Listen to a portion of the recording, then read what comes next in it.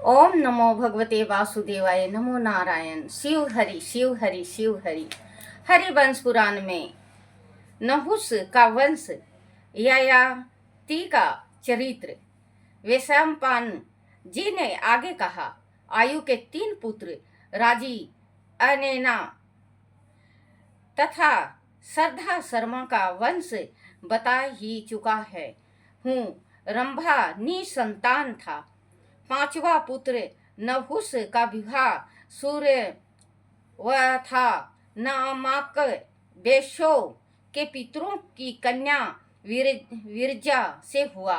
नहुस के इंद्र जैसे तेज सभी 6 पुत्र यति, ययाति, स्याति, आयाति।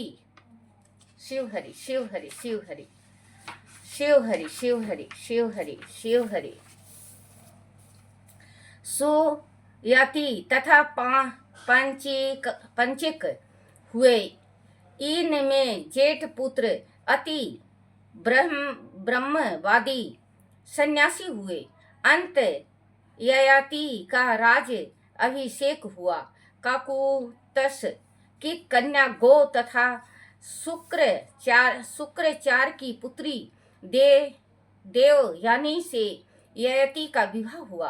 बाद में असुर राज वृषभ की पुत्री शर्मिष्ठा भी ययाति की पत्नी बनी। इंद्र द्वारा दिया गया दीप रथ ययाति के वंशजों में कौरव काल तक रहा। कुरुवंशी राजा परीक्षित के काल में गया।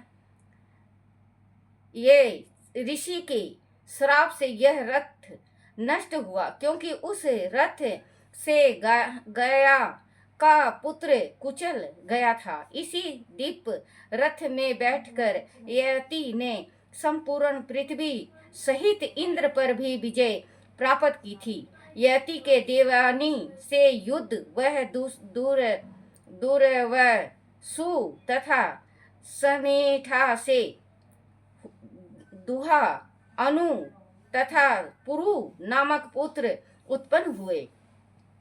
ययाति ने 7 द्वीपों सहित पृथ्वी को जीता 5 भागों में बांटा और अपने 5 पुत्रों को सौंप दिया और शस्त्र त्याग कर दिया। किंतु 7वां युवा रहने की कामना से उसने बरी से अपने 5 पुत्र से, मतलब बारी बारी से 5 पुत्र से उसने यौन मांगा। बारी बारी से अपने 5 पुत्रों से उसका यौन दान में मांगा, किंतु शेष 4 भाइयों ने मना कर दिया। पुरु ने स्वीकार कर लिया। अंत 4 को श्राप देकर ययाति ने पुरु को आशीर्वाद दिया। तब ययाति पुरु को अपना बुढ़ापा देकर और पुरु से उसकी जवानी लेकर शिववाची अपजाय के साथ चैत्र वन में रमन करने लगा। विषवची इंद्र के श्राप के कारण कुकुतस की कन्या गो के रूप में उत्पन्न होकर ययाति की पत्नी बनी। अंत में तृष्णा रहित होकर ययाति ने पुरु को उसकी युवावस्था लौटा दी और अपना बुढ़ापा वापस लेकर इस प्रकार बोला, हे पुत्र, विषय वासनाएं कभी तृप्त नहीं होती। आग में डाले जाने वाले घृत की भांति भोगों से और बढ़ती हैं। अंत संयम पूर्वक कछुए के अंग समेट लेने की भांति मनुष्य को अपनी इंद्रियों को विषय भोगों से हटा लेना चाहिए, क्योंकि काम सदा कल्याण में बाधा है। अब तुमसे ययाति के पुत्रों के वंशों को कहता हूँ। इसे मैं उसके जेठ पुत्र यदु का वंश यदुवंश, वशिणा वंश भी कहा जाता है।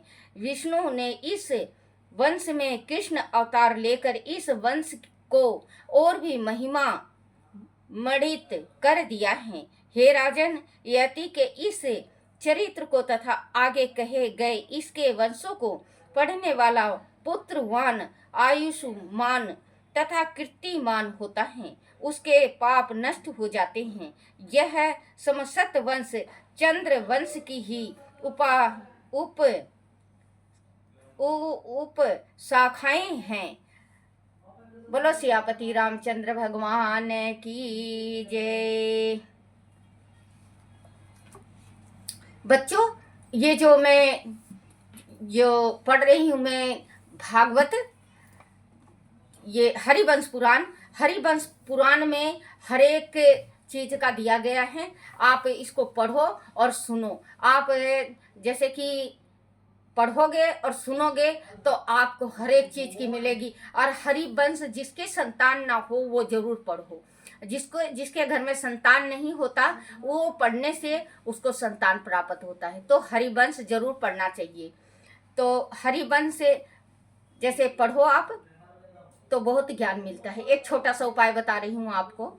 अगर आपके घर में जैसे पति पत्नी में ना बनता हो, तलाक हो गया हो, पति पत्नी में ना बने, तलाक हो गया हो, या बेटी आ गई हो तलाक के वास्ते, तो आप इस उपाय को करते हो तो आपको जरूर फायदा मिलेगा।